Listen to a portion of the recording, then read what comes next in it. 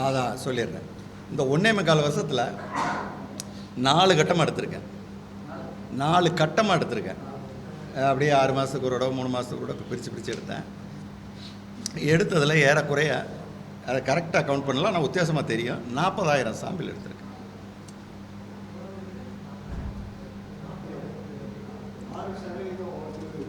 என்ன சார்? 6லேருந்து 9 கூட போகலாம் சராசரி. பிஜேபி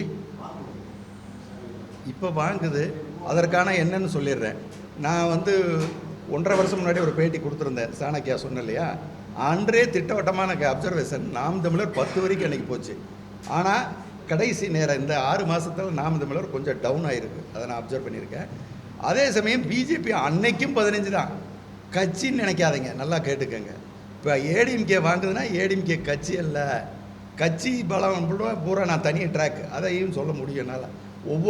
நீங்கள் நினைக்கிறீங்க திமுக வெற்றின்னு, ஆனால் திமுகவுடைய கட்சி பலமே 24% தான்.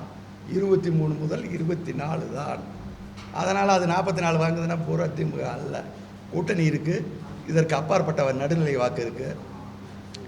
இன்னொன்று ஆன்டி பிஜேபி ஓட்டுன்னு ஒன்று இருக்குது சார். ஒரு செக்டார் ஏறக்குறைய சிறுபான்மை வாக்கு 13% இருக்குது. அதில் 10-11% அவர்கள் கண்ணை மூடிக்கொண்டு பிஜேபி ஜெயிக்கக்கூடாது, எதுக்கு போட்டால் இவங்களை தோக்கடிக்க முடியும்.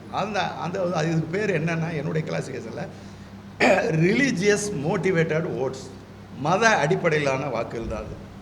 ஏன்னா அதே மாதிரி அவங்க அப்படி அது டிஎம்கேல ஒரு 10% அப்படி பெர்மனண்ட்டாக பேஸ்ட் ஆகி நிற்கும்.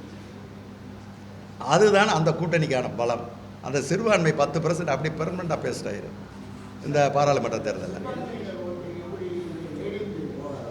ஏடிஎம்கே முதல் முறையாக, அதான் கேட்குறேன், நல்ல கேள்வி கேட்டால் எல்லாத்துக்கும் பதில் வச்சுருக்கேன். 5%க்குள்ளே தான் கடந்த சர்வேக்களை போயிட்டு இருந்தது. இப்போ கடைசி 2 மாதம் எடுத்ததில் 20% சராசரியாக அனைத்து பாராளுமன்றங்களிலும் அதிமுக பெறுகிறது. என் டீம் போகும், ஒவ்வொரு ஸ்பாட்டு நானே உழைக்கிறேன். என் உடல்நிலை கஷ்டமான உடல்நிலை, காரில் போகிறான்.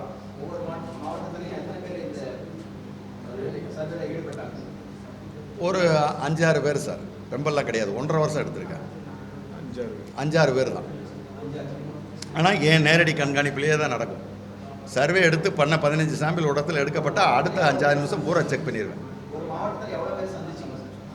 மாவட்டம் நான் கிளாஸிஃபை பண்ண முடியாது. ஏன்னா மாவட்டங்கள் ஒரு 3 விதியாக பிரிஞ்சிருது. எம்பின்னு கேளுங்க சொல்கிறேன். எம்பி ரீதியாக தான் எல்லாம் பிரித்து வச்சுருக்கேன். மாவட்டங்கிறத விட பாராளுமன்ற வயசாக தான் நான் கணக்கு வச்சேன். ஒரு சில பாராளுமன்றங்கள் 700-800 வரைக்கும் எடுத்திருக்கேன் சார்.